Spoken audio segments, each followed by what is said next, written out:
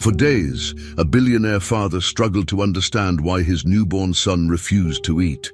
The baby was growing weaker, doctors had no answers, and everyone feared the worst. His fiancée, calm and supportive, suggested different formulas, new medications, and said the child was just adjusting. But the family maid, a woman grieving her own recent loss, felt deep in her heart that something wasn't right. She noticed strange behavior, watched from a distance, and suspected the truth no one else could see. Then one night, she sneaked into the nursery, and what happened next would change everything. Before we continue with this story, don't forget to subscribe to the channel and like the video. Oh, and don't forget to comment below where you're watching us from. We love to know that. Margaret stood in front of the Cooper mansion, feeling a deep sadness in her chest. The house was large and beautiful, but to her, it felt cold and full of pain. Just 2 months earlier, she had lost her own baby, and the memory of that loss stayed with her every day. She worked as a maid for Richard Cooper, a very rich man whose wife had also died recently. His wife passed away during childbirth, and now he was left with a newborn baby who cried all the time. Margaret tried to focus on her work, but her heart was heavy. Every sound of the baby crying reminded her of her own child. Being around the baby made her feel both sad and protective. The house, once full of people, was now quiet and tense. Margaret felt like something wasn't right even though she couldn't explain it clearly. Her instincts told her that trouble was growing behind those walls. Richard Cooper had recently become engaged to a woman named Victoria. Since the engagement, Victoria had taken charge of the baby. At first, it seemed like she wanted to help, but Margaret started to notice strange things. The baby had stopped eating properly. He cried more and more each day. Margaret was very worried because the baby looked weak and tired.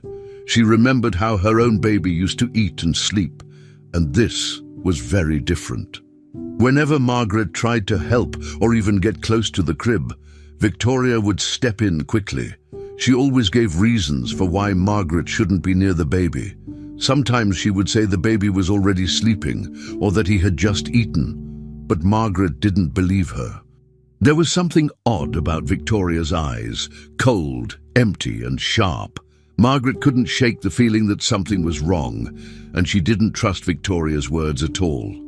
Each day, Margaret's concern grew stronger. The baby's cries were softer now, but not in a good way. He seemed weaker, like he was losing his strength. Margaret tried to speak to Richard about it, but he didn't seem to notice anything strange. He was always busy with work or talking to Victoria. Margaret didn't want to sound like she was causing trouble, so she stayed quiet. Still, she watched everything. She noticed how Victoria acted when no one else was looking. Her smiles disappeared quickly when Richard turned his back. She seemed annoyed by the baby, and sometimes even angry. Margaret's heart hurt every time she saw the baby alone for too long. She couldn't sleep well at night because she kept thinking about him. Her instincts, the same ones she had when she was a mother, were telling her that the baby was in danger. But she didn't know what to do about it yet. Victoria continued to control every part of the baby's care. She fed him, bathed him, and put him to sleep. Margaret was never allowed to help anymore. This made Margaret feel useless and worried. The baby had stopped smiling. He didn't react to voices or toys like before. Margaret knew babies, and she knew this wasn't normal. She cleaned the house and did her chores, but her eyes were always on that nursery door. She thought maybe Victoria was hiding something. She tried to find chances to check on the baby when Victoria wasn't around, but it was hard. Victoria never left him alone, and if she did, the door was usually closed. Once, Margaret managed to peek in quickly, and what she saw made her feel even worse. The baby was lying still, with a pale face, and there was no bottle nearby. Margaret started to wonder if the baby was being neglected, or worse, hurt on purpose. Margaret remembered how she used to hold her own baby. She remembered the warmth, the tiny hands, the smell. Those memories made her feel more connected to Richard's baby. She didn't see him as just someone else's child anymore. He felt like her own in some way. Maybe it was the loss she went through, or maybe it was just the way the baby looked at her when their eyes met. She couldn't ignore it anymore. Every part of her was telling her to protect him. She thought about going to the police, but she didn't have any proof. What if they didn't believe her? What if she lost her job? Still, she couldn't stand by and do nothing. She started keeping notes of things she saw. She wrote down when the baby cried, when he was fed, and how Victoria acted. She was scared, but she knew she had to be ready in case something worse happened. Days passed and the situation didn't improve. Richard still didn't seem to notice anything wrong, and Victoria kept smiling in front of him. Margaret began to feel more and more alone. But even with no one on her side, she refused to give up. She found small ways to check on the baby, even if it was just for a second. She left toys nearby, hoping to hear him play. She listened for any sounds through the door. Sometimes she heard silence, and that scared her the most. Her heart raced every time Victoria walked by. She pretended to be busy, but inside, she was planning. She didn't know exactly what she would do yet, but she knew one thing for sure. She couldn't let this continue. She had already lost one child. She couldn't bear the thought of losing another, not when she had the chance to help. Her instincts had never been this strong before. Something was terribly wrong, and Margaret was the only one who saw it. For 5 long days, the Cooper baby had not been eating properly. Every feeding attempt ended with the baby refusing the bottle or spitting up what little he managed to take. His small body was growing weaker and he cried less now, which only made the silence more frightening. Richard was filled with fear and worry. He couldn't understand what was happening to his son. He had taken the baby to different pediatricians, hoping someone would have an answer, but none of them could find a medical reason for the baby's condition. They ran tests, changed formulas, and checked for allergies, but nothing worked. All the reports came back normal. Richard, who had already lost his wife, was terrified of losing his child too. Victoria stayed by his side, comforting him and pretending to share his fear. She spoke softly, gave him advice, and suggested new formulas and medicines to try. She always looked concerned, and her words seemed full of care. But Margaret started to notice things that didn't make sense. While Victoria appeared loving and involved around Richard, Margaret had a different view of what was really happening inside the house. She continued with her cleaning duties upstairs, but she kept an eye on everything. One day, as she was dusting a room down the hall, she saw Victoria walking toward the baby's nursery. There was something strange in the way Victoria moved, quiet, slow, and cautious. She held something small in her hand. Curious and uneasy, Margaret quietly followed. The nursery door was slightly open, and Margaret carefully stopped behind it, making sure she wasn't seen. She peered through the narrow opening and watched. Victoria entered the room alone and closed the curtains, dimming the light. Then she stood by the changing table and took out a baby bottle.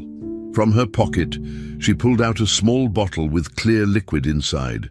She opened it and added a few drops to the milk. Her hands moved quickly, but with care, as if she had done this before. Margaret's heart started to beat faster. Margaret stayed completely still, watching every detail.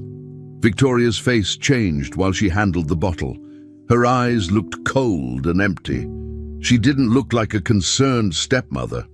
She looked focused and distant. As she held the bottle, she whispered something under her breath. Margaret couldn't understand the words, but the tone sent chills through her body. Victoria didn't sound sad or gentle. She sounded serious, almost angry. After feeding the baby with the bottle, Victoria wiped everything clean and looked around the room. She seemed satisfied. Then, as quietly as she had come, she left the room and walked away. Margaret waited a few moments before stepping inside. Her hands were shaking, but she knew she had to act fast. She went to the changing table and found the small bottle Victoria had used. It was still there, sitting beside the wipes and creams. She picked it up and turned it in her hands, searching for a label. There was none. No writing, no brand, nothing. The liquid inside the small bottle was clear, like water, but Margaret knew it wasn't just water. Something inside her was screaming that this was the reason the baby had stopped eating. It explained the weakness, the silence, and the slow fading of energy. She held the bottle tightly and looked at the baby. He was lying in his crib, eyes half open, moving very little. Margaret felt sick to her stomach. She thought about the days she had watched Victoria push her away from the nursery, always making excuses. It was all connected now. Margaret had no medical knowledge, but she didn't need a doctor to know that something was very wrong. She carefully put the bottle back in place, exactly how it had been. She didn't want Victoria to notice anything missing. Then she turned and left the room quietly, trying not to cry. Her heart was heavy. She had seen something terrible, and she didn't know what to do next. Margaret went back to cleaning, but her mind wasn't focused. She kept thinking about what she had seen. Her hands moved automatically, but her thoughts were full of questions. What was in that bottle? Why was Victoria adding it to the milk? And what were those words she had whispered? Margaret wanted to go to Richard right away, but she stopped herself. What would she say? She didn't have proof, just a strange bottle and a few seconds of watching from behind a door. Victoria was clever. She acted sweet and calm in front of Richard, and he trusted her. Margaret knew that if she said something without evidence, Victoria could turn the situation against her. She might even accuse Margaret of lying or trying to harm the baby herself. Margaret had to be careful, but she couldn't stay quiet for long. She knew she had to protect that baby. Every instinct told her that time was running out and that something much worse could happen if she didn't act soon. That night, Margaret stayed awake thinking about her next step. She couldn't sleep. Every time she closed her eyes, she saw the baby's tired face and Victoria's cold stare. She knew she couldn't let another day go by without doing something. The baby was getting weaker and no one else seemed to notice. Richard was too focused on medical solutions, too blinded by Victoria's calm words and fake worry. Margaret felt trapped. She thought about taking the small bottle and showing it to a doctor, but she feared being accused of stealing or interfering. Everything she did had to be done with care. Maybe she could find a way to test the liquid or take a picture of it. She didn't know yet, but she promised herself she would find a way. No matter what it took, she wasn't going to let that baby suffer alone. She had already lost her own child, and now she felt like this was her chance to save another. Margaret could no longer keep quiet. What she had seen with her own eyes haunted her every minute. The image of Victoria putting drops of that strange liquid into the baby's bottle stayed fresh in her mind. The baby was still weak, and no one else seemed to notice how serious the situation really was. Margaret knew she had to do something, even if it meant taking a risk. She waited for the right moment. When she found Victoria alone in the living room, carefully arranging expensive flowers in a vase, she took a deep breath and stepped closer. Her hands were shaking a little, and her voice wasn't strong, but she spoke clearly.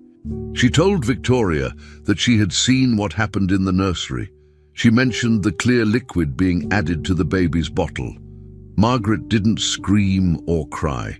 She just explained what she saw, hoping Victoria would finally drop the act, or at least admit something. But the response she got was very different from what she expected. As soon as Victoria heard the accusation, her face changed completely. The fake smile disappeared, and her expression turned cold and sharp. She didn't deny it right away. Instead, she stared at Margaret for a few seconds, as if trying to decide how to react. Then suddenly she laughed, a short, dry laugh, and shook her head. In a calm but cutting voice, She told Margaret that she must be imagining things. She said that Margaret was probably still confused and emotionally unstable from the loss of her own child. She accused her of mixing reality with grief. Margaret stood still, shocked by how easily Victoria turned the situation around. Before she could respond, Victoria called out loudly for Richard. When he arrived, looking tired and worried, Victoria rushed to him and acted as if she were the one under attack.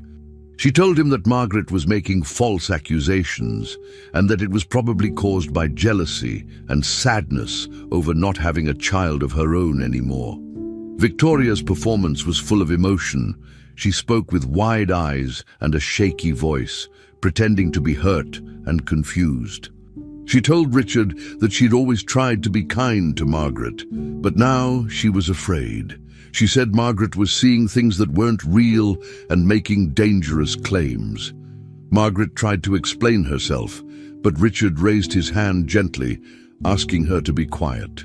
He looked at her with tired eyes. It was clear that he was exhausted, not just from the stress of the baby's health, but also from everything else happening in his life. He trusted Victoria. She had been by his side, offering comfort and solutions, and he believed her words. He didn't yell, but his words were strong. He told Margaret that he couldn't tolerate such behavior in his house. He said he understood that she was still in pain from her loss, but making up stories like this was not acceptable. Margaret felt like the floor had dropped beneath her feet. Victoria stood close to Richard, holding his arm and looking like the perfect caring fiancée. Then she demanded that Margaret be fired immediately. She said she no longer felt safe having Margaret in the house, especially near the baby. Richard didn't answer her right away. He seemed unsure for a moment. He looked at Margaret again, and for a brief second there was a flash of pity in his eyes. He remembered what she had gone through. He knew she had been working in the house for a long time, always doing her job quietly. Maybe part of him didn't believe she could lie like that. But still, the situation was tense. In the end, he decided not to fire her. He told Victoria that while he understood her concerns, it wouldn't be right to let Margaret go without proof. Instead, he made a decision that would change everything for Margaret. He said she could stay in the house and keep her job. But from that moment on, she was not allowed anywhere near the baby's room. The words hit Margaret hard. She didn't say anything. She just nodded and walked away slowly. Her mind was racing. She had done the right thing. She had told the truth, and yet she was being treated like the one at fault. She felt helpless. She had no proof, only her own word. Victoria had played her role so well, and Richard had believed it. Margaret felt the weight of everything at once. The loss of her child, the fear for the baby upstairs, and now the punishment of being kept away from the one person in the house who needed her the most. She didn't even get the chance to show the bottle or explain everything in detail. Her voice had been silenced too quickly. Now she was stuck. She still lived in the house, but her access was limited. She would have to find a new way to protect the baby without being caught and without getting close to him. That thought filled her with sadness and fear. Back in her small room, Margaret sat on her bed and tried to think. She looked around at the simple walls, the quiet space, and felt more alone than ever. She wasn't fired, but it didn't feel like she had won anything. She had just lost a part of her freedom. And the baby, still sick, still getting weaker, was in danger. Margaret knew in her heart that she had seen the truth. Victoria wasn't who she pretended to be. Something was very wrong, and now Margaret couldn't even step inside the nursery to check on him. She had no idea what Victoria would do next. The woman had shown how far she was willing to go to protect herself and keep control. Margaret had to be smarter now. She couldn't confront her again so easily. But she also couldn't stop. No matter how hard it got, she wouldn't walk away. The baby meant something to her. She felt connected to him. And even if no one else believed her, she knew she had to keep trying. 3 days passed slowly inside the Cooper mansion, and with each hour the baby's condition became worse. His small body looked weaker, and his cries were faint and rare. Richard watched helplessly as doctors came and went, all showing serious concern. After examining the baby, they suggested immediate hospital care, explaining that the lack of proper nutrition was dangerous.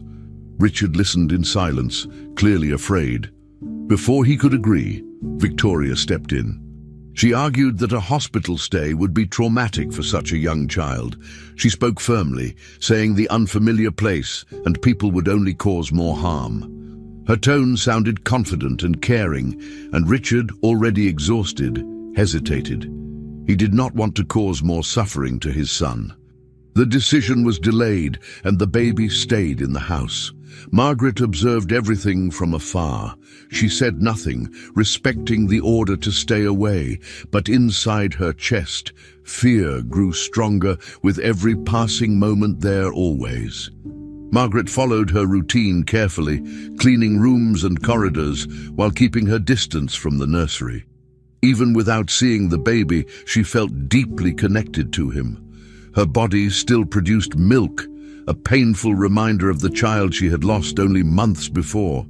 Every morning, the discomfort reminded her of what she no longer had, and why the baby upstairs mattered so much to her.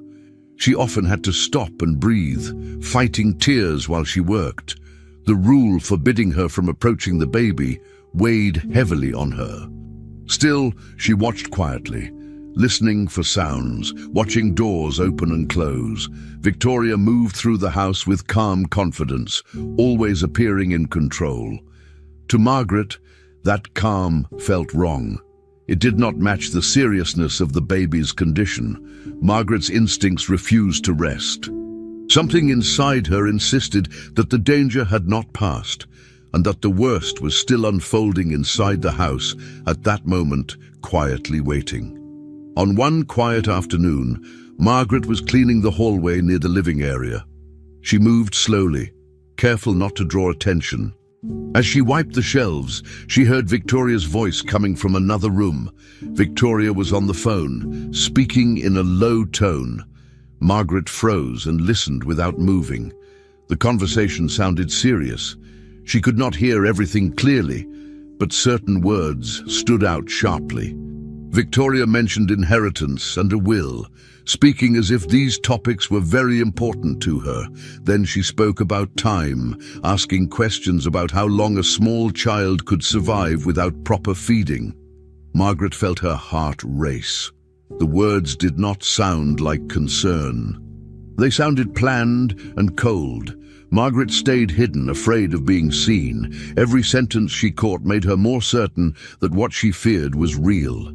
Her breathing became shallow as fear and clarity settled inside her, while she stood frozen in the hallway, listening in silence there. At that moment, all doubts disappeared from Margaret's mind. The strange liquid, the baby's weakness, and Victoria's behavior now fit together clearly. Margaret understood that Victoria was not confused or mistaken. She was acting with intention. The conversation confirmed her worst fear. Victoria was thinking about money, control, and what would happen if the baby did not survive. Margaret felt sick. Her hands trembled, and her legs felt weak. She leaned against the wall, trying to stay quiet. She knew she had discovered something terrible. This was no longer suspicion or instinct. It was certainty. The baby was not just sick, he was being slowly harmed on purpose. Margaret felt anger, fear, and sadness at the same time. The idea that someone could hurt a child for money made her feel cold inside. She also felt more alone than ever, standing there without help, while the danger continued to grow inside the house around her every day, in silence now. Margaret returned to her duties, but nothing felt normal anymore. Every movement in the house seemed heavy with meaning. She watched Victoria closely, noticing how calm she remained despite the baby's worsening condition. There was no panic, no urgency, only control. Margaret now understood the reason behind it. Victoria believed time was on her side. The thought made Margaret feel desperate. She wanted to scream, to run to Richard, and to force him to listen. But she remembered how easily Victoria had turned the situation before. One wrong move could cost her everything. She stayed quiet, hiding her fear behind routine work. Inside, her thoughts raced. She knew the baby's life was being measured in days, maybe hours. The doctors had already warned about the risks, and still, Victoria blocked any help. Margaret felt trapped between the truth and her powerlessness, with no clear way to act without losing her position or making the situation even worse for the child. By the end of that day, Margaret no longer questioned what was happening. The phone call had removed any doubt left in her heart. Victoria was deliberately letting the baby starve to secure full access to Richard's fortune. As the child's fiancée, she would benefit if the baby was gone. This understanding filled Margaret with horror. She felt a deep sense of responsibility, even though she had no authority or permission to act. She stayed awake that night, listening to the quiet house, thinking about the fragile life upstairs. Every minute felt dangerous. Margaret knew that if nothing changed, the outcome would be tragic. The knowledge weighed heavily on her chest. She was surrounded by wealth and power, yet completely helpless. Still, one thing was clear in her mind. She could not pretend she didn't know the truth anymore, and that silence would make her part of the crime itself if she chose to look away and do nothing now. Margaret knew that suspicion was no longer enough. What she had heard and seen needed proof, something clear that could not be denied. The house was quiet late at night, and the lights were off. Everyone seemed to be asleep. Margaret waited, listening carefully, making sure no one was moving. Her heart was beating fast, but she felt she had no choice. She walked slowly through the hallway, careful with every step. The rule that kept her away from the baby no longer mattered to her. The child's life mattered more. When she entered the nursery, the sight broke her heart. The baby was lying still in the crib. His skin looked pale, his lips dry. His crying was weak, almost like he had no strength left. Margaret felt tears in her eyes, but she forced herself to focus. She leaned closer and saw clear signs of dehydration. This was not imagination. The baby was suffering badly, and time was running out fast. Margaret looked around the room, searching carefully. She remembered where she had seen Victoria place things before. Slowly, she opened the drawer of the small table next to the crib. Inside, she found the small bottle she had seen days earlier. The same clear liquid was inside. Her hands were shaking, but she knew this was what she needed. She took out her old cell phone. It was not a good phone, and the camera was weak, but it was all she had. She tried to take a picture quietly, hoping the sound would not be noticed. As she pressed the button, the flash suddenly turned on, filling the room with light for a brief moment. Margaret froze. She knew immediately that she had made a terrible mistake. The light had revealed everything. She turned toward the door, her heart pounding, already fearing what would happen next. She did not even have time to hide the phone or the bottle. The silence of the house was broken in an instant, and Margaret knew she had been discovered. Victoria appeared at the door, her face full of anger. She looked nothing like the calm woman she showed to Richard. Her eyes were sharp, and her voice was loud. She started screaming, calling out Richard's name. Margaret tried to speak, but no words came out. She was still standing beside the crib, holding the phone. Within seconds, Richard rushed into the room. He looked shocked and terrified. His eyes went straight to the baby, then to Margaret. Before Margaret could explain anything, Victoria moved quickly. She pointed at Margaret and began accusing her loudly. She said Margaret was trying to kidnap the baby or hurt him. She claimed Margaret had entered the room with bad intentions. Victoria pointed to the phone in Margaret's hand, saying it was proof of a criminal plan. She spoke fast and with emotion, making the situation look urgent and dangerous. Richard was overwhelmed, confused, and scared. The scene was too much for him to process clearly. Richard stepped forward. his face pale and tense. He looked at his son, then back at Margaret. His voice shook as he asked what she was doing there. Margaret tried to explain, but Victoria kept interrupting her, not letting her speak. She cried and shouted, saying Margaret was unstable and dangerous. Richard was already exhausted from days of fear about his child's health. Now he felt threatened inside his own home. He believed Victoria.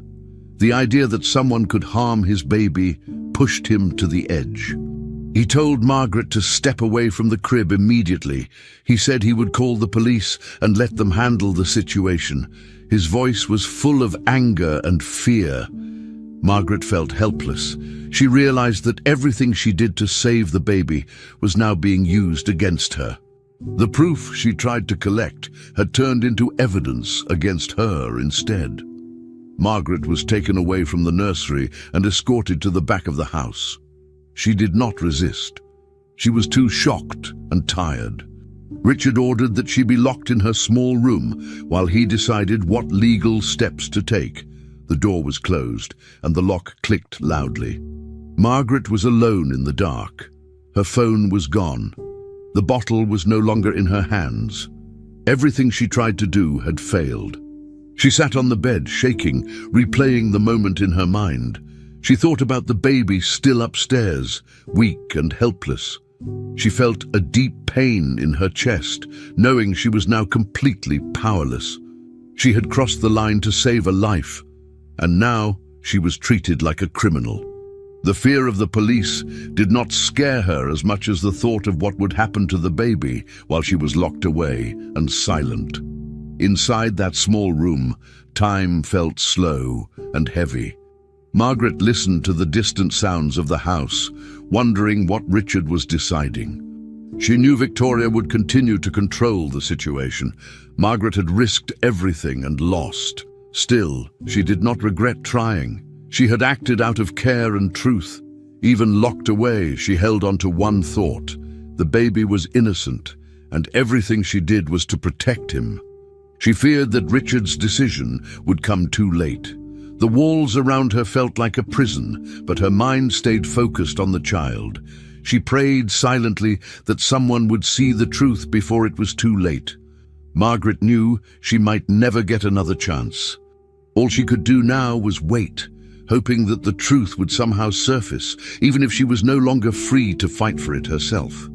Margaret knew that suspicion and fear were no longer enough. If she wanted to save the baby, she needed real proof. Something that could not be denied or explained away. That thought stayed in her mind all day and into the night.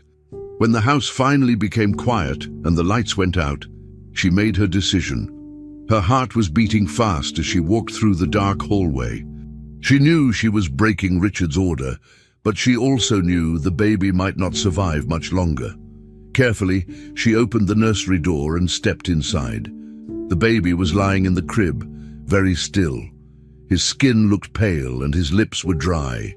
When he cried, the sound was weak and broken. Margaret felt tears in her eyes, but she forced herself to stay focused. She leaned closer and saw how thin and tired he looked. There was no doubt anymore. The baby was suffering badly and time was running out for him fast. Margaret began to look around the room quietly, careful not to make noise. She checked the table, the shelves, and then opened the small drawer of the nightstand. Inside, she found the small bottle she had seen before, the same one with the clear liquid. Her hands trembled as she picked it up. There was still no label, no name, nothing to explain what it was. This was what she needed. Proof. She took out her old phone, hoping to take a picture. The phone was slow, and she struggled for a moment. Then, without meaning to, the flash turned on. The sudden light filled the room. Margaret froze. Her heart dropped instantly. Before she could react, she heard footsteps and a sharp voice. Victoria appeared in the doorway, her face twisted with anger. She looked furious. She began shouting loudly, calling for Richard. Margaret stood there, holding the phone, unable to move, knowing everything was about to fall apart. Richard arrived within seconds, clearly alarmed by the noise. He saw Margaret standing next to the crib, the baby crying weakly and the phone in her hand. Victoria rushed toward him, speaking fast and loud. She accused Margaret of breaking into the nursery in the middle of the night. She said Margaret was trying to harm the baby or take him away. Her voice was full of panic and anger, and she pointed at the phone as proof. She said Margaret had bad intentions and was acting dangerously. Margaret tried to speak, to explain about the bottle and the liquid, but Richard did not listen. His face showed fear and confusion. He was already terrified for his son's life, and now he believed another threat had appeared. He shouted for Margaret to step away from the crib. His trust in Victoria was complete, and his fear made him blind to everything else. Victoria continued accusing Margaret, making the situation worse. She said Margaret had become unstable after losing her own baby. She claimed Margaret was obsessed and dangerous. She repeated that the phone proved she was planning something wrong. Richard's hands were shaking as he looked at his son. He was overwhelmed, scared, and angry. He said this could not be ignored. He threatened to call the police immediately. Margaret felt desperate. She begged him to listen, to look at the bottle, to understand what was really happening, but Richard only saw a woman in the nursery at night, holding a phone near his sick child. He could not think clearly anymore. Everything Victoria said made sense to him in that moment. He believed Margaret was a danger. His voice was cold as he ordered her to leave the room at once. Margaret felt her last chance slipping away. 2 staff members helped escort Margaret out of the nursery. She did not resist. She felt empty, shocked, and powerless. Richard ordered that she be locked in her small room at the back of the property. He said it was for everyone's safety until he decided what legal steps to take. The door was closed behind her, and the lock clicked loudly. Margaret stood still, staring at the wall. She had tried to do the right thing, and now she was being treated like a criminal. She sat on the bed, holding her hands together, trying to calm herself. She thought about the baby alone in that room with Victoria. Fear filled her chest. She had failed to protect him. The proof she tried to collect was now useless. Everything had turned against her. She felt trapped, both physically and emotionally, with no idea what would happen next. Alone in the locked room, Margaret's thoughts raced. She replayed everything in her mind, from the flash of the phone to Victoria's scream. She realized how carefully Victoria had planned everything. Margaret had walked straight into the trap. Now Richard was convinced she was dangerous, and the police might be called at any moment. But her biggest fear was not for herself, it was for the baby. She knew Victoria would feel even safer now. No one would question her actions anymore. Margaret pressed her hands against her face and cried silently. She felt broken, exhausted, and afraid. Yet deep inside, she still knew the truth. The baby was in danger, and she was the only one who knew why. Being locked away did not change that fact. Even in that dark room, Margaret refused to accept that this was the end. But for now, she was trapped, waiting for Richard's decision, while the life of an innocent child hung by a thread. The baby struggled to suck, but he was clearly feeding. That small movement was enough to make Margaret's heart race. She held him carefully in her arms, supporting his fragile body, afraid that any wrong move could hurt him. Tears ran down her face, without her noticing. She whispered soft words to calm him, repeating that everything would be okay. Her voice trembled, but she tried to sound steady. For the first time in many days, the baby showed signs of life. His lips moved with effort, and his breathing seemed slightly stronger. His skin, which had looked pale and dull, now had a faint trace of color returning. Margaret noticed these small changes and felt a deep sense of relief, mixed with fear.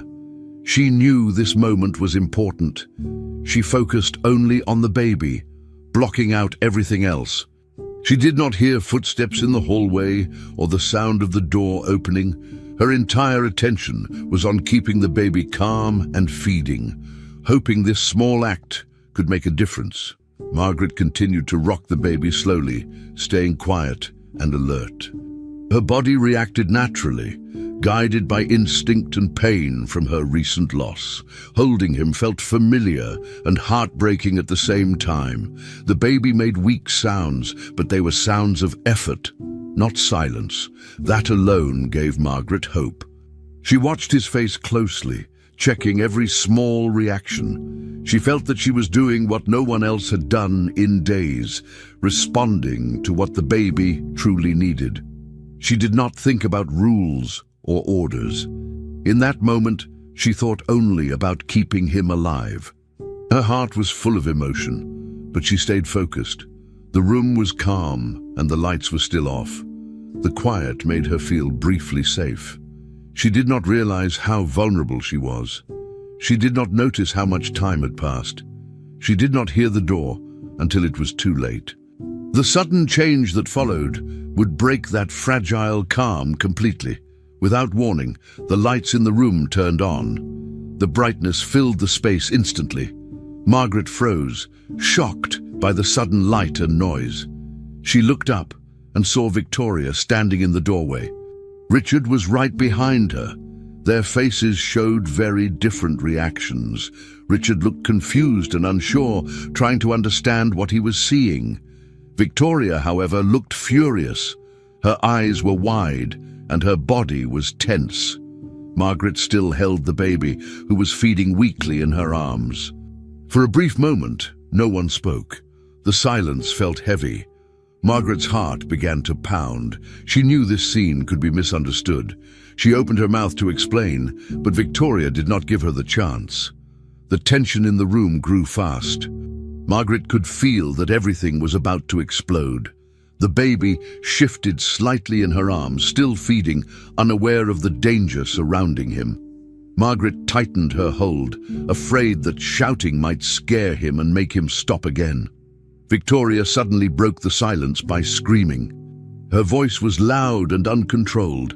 She pointed directly at Margaret, her hand shaking with anger. She accused Margaret of acting in a completely inappropriate way. She called her behavior criminal and dangerous. Her words came out fast, one after another, filling the room. Margaret tried to stay calm, but her body trembled. She looked at Richard, hoping he would understand. Instead, Richard looked overwhelmed, trying to process what he was hearing and seeing. Victoria continued shouting, walking further into the room. She said that everything finally made sense now. She claimed that the reason the baby had not been eating was because Margaret had been secretly feeding him. Her voice was full of false concern and rage. She made it sound like a shocking discovery. Margaret felt sick as she listened, realizing how quickly the situation was being twisted against her again. Victoria's accusations became even more dramatic. She claimed that Margaret's milk was contaminated and rotten. She said it was dangerous and harmful to the baby. She described Margaret as mentally disturbed, repeating those words loudly. She spoke as if she were protecting the baby from a serious threat. Her tone was theatrical and convincing. Margaret stood frozen, holding the baby close, afraid to move or speak. She knew any sudden movement could be used against her. Richard looked back and forth between them. His face showed confusion and fear. He did not know what to believe. Margaret wanted to tell him that the baby was finally feeding, that his color was improving, that this was the first positive sign in days. But Victoria's shouting drowned everything else out. The room felt hostile and unsafe. Margaret realized that once again, the truth was being buried under loud lies. The baby continued to suck weakly, unaware that his small moment of relief was turning into another disaster. Victoria kept talking, repeating her accusations with confidence. She described Margaret as obsessed and unstable, using her loss as proof of her claims. She pointed to the baby and said this was evidence of Margaret's dangerous behavior. Her voice echoed through the room. Margaret felt exposed and powerless. She did not try to interrupt anymore. She simply looked at Richard, her eyes full of tears, silently asking him to see the baby's condition for himself. She hoped he would notice the change in the baby's color and strength. But Victoria controlled the situation with her voice and presence. Margaret knew this moment was critical.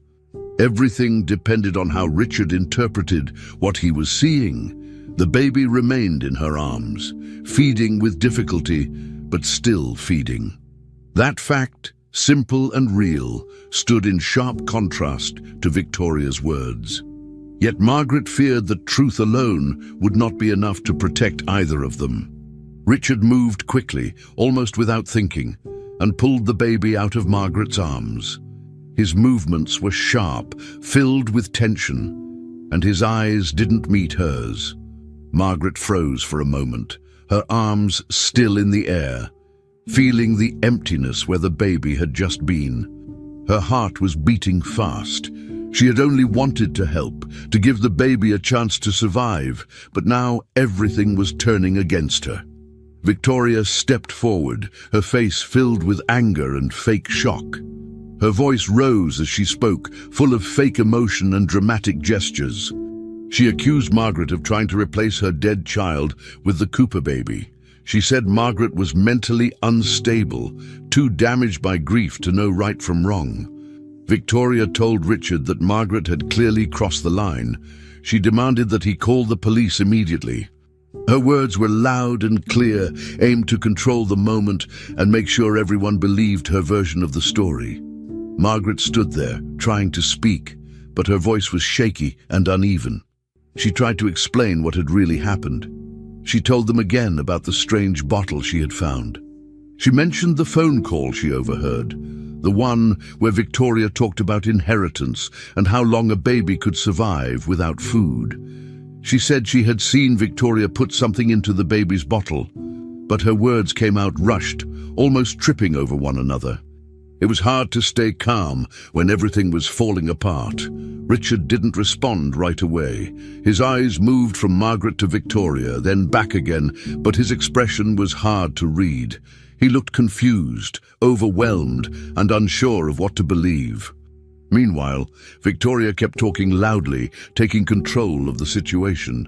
She described Margaret's actions as dangerous and said they were proof of someone who had lost touch with reality. Her voice was calm in tone, but full of force. She made it sound like she was protecting the baby from a real threat. Richard's face turned serious. He looked at Margaret like she was someone he no longer recognized. He stepped forward, took her arm with a strong grip, and held her tightly. Margaret's eyes widened. She didn't expect him to react like this. She had hoped, deep down, that he might finally believe her, or at least question what was really going on. But he was no longer listening. The fear and confusion in the room were now being guided by Victoria's version of the story. Margaret tried again to explain. She said that all of this could be proven if they just checked the bottle, if someone simply looked inside the drawer where she had found the clear liquid. But Richard didn't move. He held her in place, silent, while Victoria took out her phone and began dialing. Margaret's chest tightened as she realized what was happening. They were calling the police, and they believed she was the one in the wrong. Margaret could feel herself losing control. Her voice grew louder, more desperate. She repeated that she was telling the truth.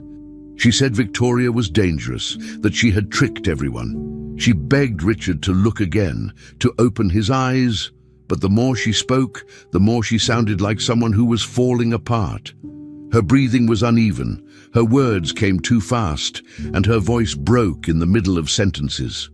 Victoria looked at her with fake sympathy and said softly that this breakdown was exactly what she had feared. She told Richard this was proof that Margaret was mentally unwell. Margaret shouted that this was not a breakdown, it was the truth. But in that moment, no one was listening. Her voice, now raised and shaking, only made the situation look worse. What she said was true, but the way she said it only seemed to confirm what Victoria had been claiming all along. As Victoria spoke to the police on the phone, She gave them a calm and clear explanation of the situation, using words like unstable, dangerous, and unauthorized entry. She made it sound like she had just saved the baby from someone unwell. Richard stood quietly beside her, still holding Margaret's arm. He looked down, avoiding her eyes. Margaret stopped struggling for a moment and just looked at him. She couldn't believe how far this had gone. The pain in her chest wasn't just from fear, it was from betrayal. She had done everything she could to protect the baby. She had risked everything. And now, instead of being thanked or believed, she was being treated like a criminal. She begged them again to check the bottle, to test the liquid, to listen to her one last time. But Victoria shook her head and said there was no need. Everything was clear, and it was time to let the police handle it. Margaret felt her knees weaken as the weight of the moment settled in. She had lost. Victoria had won this round, using lies and fear to control everyone around her. Margaret's cries turned into whispers. She stopped yelling and just repeated quietly that the baby was in danger. Her words were softer now, almost like a prayer. Richard didn't say anything more. He stood still, waiting for the authorities to arrive. Margaret was no longer fighting. She was exhausted. Her body was shaking, not from fear, but from the sadness of being misunderstood and falsely accused. She had nothing left to give. She just hoped, somehow, some way, that the truth would come out before it was too late. The baby, still so small and weak, was the one who would suffer the most if no one acted. But for now, Margaret could only wait, surrounded by silence, with no one on her side. The police arrived in exactly 15 minutes. Their car stopped right in front of the Cooper mansion, and two uniformed officers quickly stepped out. Inside, Margaret was still being held by Richard. Her face was red, her hands trembling, and her voice had grown hoarse from repeating the same warnings over and over. She kept saying that Victoria was dangerous, that the baby was being poisoned, that someone needed to check the bottle. Her voice was loud and desperate, full of panic and urgency. But to those who didn't know the full story, it all sounded unstable. When the officers entered the house, they took one look at the scene and immediately moved to take control. They asked what was going on. Richard loosened his grip on Margaret and stepped back, still holding the baby tightly in his arms. The officers looked toward Victoria, who was standing just a few feet away, her expression perfectly controlled, like she had been waiting for this exact moment. Victoria spoke first, calm and composed. Her voice was smooth, but she sounded like someone deeply hurt. She told the officers that Margaret had been acting strangely for several days. She explained that Margaret had recently suffered the tragic loss of her own child, and since then, her behavior had become increasingly concerning. Victoria said she and Richard had tried to be patient, to give Margaret space and support, but things had gotten worse. She mentioned that Margaret had been warned multiple times to stay away from the baby, yet she continued to disobey. Victoria told the police that Margaret had broken into the nursery, tried to breastfeed the baby, and was now accusing her of poisoning him, all without a shred of proof. She handed over notes and messages from Richard, including the warning that Margaret was no longer allowed near the child. Her words painted a clear picture, a grieving woman who had lost touch with reality and was now putting the baby in danger. The officers nodded as they listened. They wrote things down and asked a few quiet questions. Margaret stood between them, her wrists now being held gently but firmly as one officer began reading her rights. She shook her head quickly and tried to speak. She said Victoria was lying. She said they had to look in the drawer, check the bottle, test the liquid. But the officers didn't react. They looked at her with polite, cautious expressions. To them, this wasn't a criminal uncovering a secret. This was a woman in a mental health crisis. Her words sounded like delusions. The more she spoke, the worse it looked. Her voice was high and uneven. She repeated things, circled back to the same points and pleaded with them to listen. One officer gently told her to calm down. The other officer brought out the handcuffs. As Margaret's hands were pulled behind her back, she tried one last time to make them understand. She screamed that the baby was going to die if someone didn't do something. Richard stood nearby, still holding his son, his expression full of stress and sadness.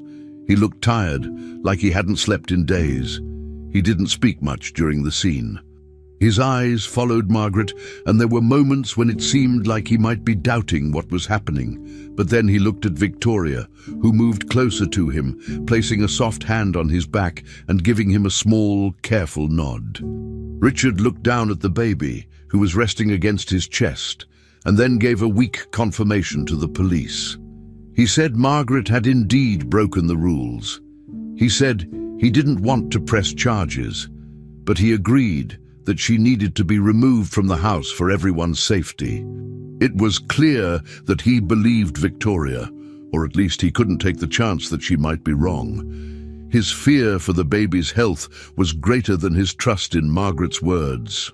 Victoria stayed close to Richard, her arms wrapping around him gently, one hand stroking the baby's back. Her face was wet with tears, but none of them looked real. She sniffled and looked down like she was trying to hide her emotion, but everything about her performance was perfect. She didn't speak again, letting Richard and the officers handle the rest. When Margaret was led outside, she didn't resist. Her body moved stiffly and her eyes were wide. She was still speaking, but her voice was softer now, almost like she was talking to herself. She said the same things, about the poison, about the phone call, about the plan, but no one answered her. One officer helped her into the police car, shutting the door behind her. From the back seat, she looked out through the window. Her face was pale. Her eyes were full of fear, not for herself, but for the child she had tried to save. She pressed her forehead against the glass and stared at the house. The Cooper mansion grew smaller as the car drove away. Margaret didn't cry. She just stared silently, her thoughts spinning. She had done everything she could. She had told the truth. She had risked her job, her freedom, even her reputation. And still, she had failed. No one had believed her. They had taken her warnings and turned them into proof of madness. She knew that Victoria had planned everything carefully. Every step had been calculated to destroy her credibility. Now, Victoria was free to continue whatever she had started, and there was no one left to stop her. Margaret closed her eyes for a moment, her heart breaking. She thought about the baby, so small, so weak, and completely unprotected. She had seen a small sign of life earlier when she fed him, but that moment was gone now. She feared that without help, without real food, he wouldn't survive the night, and no one would ever know the truth until it was too late. At the police station, everything felt cold and rushed. Margaret was taken inside without anyone really listening to her. The officers followed procedure and began writing reports. They listed the charges clearly: trespassing, disobeying a direct order, and child abuse. Hearing those words felt unreal to Margaret. She kept trying to speak, explaining again about the bottle, the clear liquid, and the phone call she overheard. She said the baby was being harmed on purpose. But every time she spoke, the officers exchanged looks that showed doubt. To them, her story sounded exaggerated and confused. They saw a woman who had recently lost her child and was now making serious accusations without proof. No matter how hard she tried to explain, her words only seemed to confirm their belief that she was unstable. The more emotional she became, the less they listened.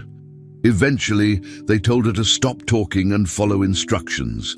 Margaret was photographed, fingerprinted, and asked basic questions. Her answers were honest, but her voice trembled. She looked exhausted, frightened, and desperate. That only made things worse. The officers remained professional but distant. None of them showed interest in checking the claims she made about Victoria. They focused only on what had happened inside the house that night. To them, the situation was simple. She had broken into a room she was forbidden to enter and touched a baby without permission. Everything else sounded like imagination. When she tried one last time to insist that the baby was in danger, an officer gently told her that she needed rest and medical help. Those words hurt deeply. Margaret realized she was completely alone. Her truth had no weight there. She was no longer seen as a worried caregiver, but as a problem that needed to be contained and controlled as quickly as possible. They led Margaret down a quiet hallway and placed her in a small, cold cell. The door closed with a heavy sound that echoed in her chest. The cell was empty, except for a bench and a concrete floor. The light above was harsh and stayed on. Margaret slowly sat down on the floor and pulled her knees close to her chest. The silence felt heavy. For the first time since everything started, there was nothing she could do, no one to warn, no one to protect. Her thoughts returned to the baby again and again. She pictured his pale face and the weak way he had sucked moments before being taken from her arms. She wondered if that small amount of milk had helped him at all. She prayed silently, asking that it would be enough to keep him alive just a little longer. That hope was the only thing she had left to hold on to. As she sat there, she felt wetness on her shirt. Her body was still producing milk. It soaked through the fabric of her uniform, leaving visible stains. That physical reminder of her loss and her failure made her chest ache. She pressed her arms tighter around herself, trying to stay warm. Tears came quietly, without sound. She didn't cry for herself. She cried for the baby alone in the mansion. She cried because she knew she had done the right thing and still lost. Her mind replayed every moment, searching for something she could have done differently. But each time, the ending stayed the same. She had been trapped by lies and power. Her instincts had been right from the beginning, yet no one had believed her. Now she was locked away, labeled dangerous, while the real danger remained free and unseen. Back at the Cooper mansion, everything felt calm on the surface. The house was quiet again. Victoria moved through the rooms with ease, her face relaxed. She felt victorious. The only person who had questioned her was gone. No one was watching her anymore. She allowed herself a small, satisfied smile. Richard was exhausted and emotionally broken, focused only on the baby and trusting her completely. Victoria knew that nothing stood between her and Richard's full fortune now.